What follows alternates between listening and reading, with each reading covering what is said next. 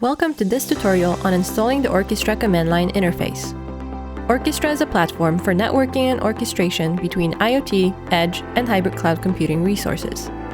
The command line interface, also known as CLI, offers an alternative method for utilizing Orchestra, catering to users who favor the command line interface over graphical interfaces. Let's begin the installation of Orchestra's command line interface on your computer, so you can use Orchestra directly from your terminal.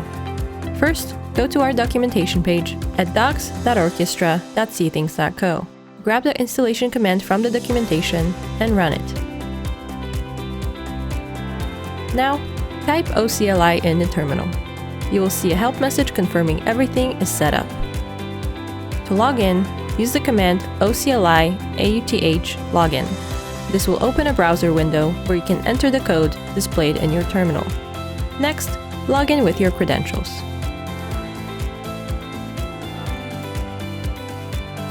After you've logged in, you will see the confirmation from the terminal that you've successfully logged into Orchestra. Congratulations! You're all set to enjoy the convenience of Orchestra right from the command line. In this video, we've shown you how to install Orchestra's command line interface on your computer. For more information, visit our website or contact us at support@cthings.co.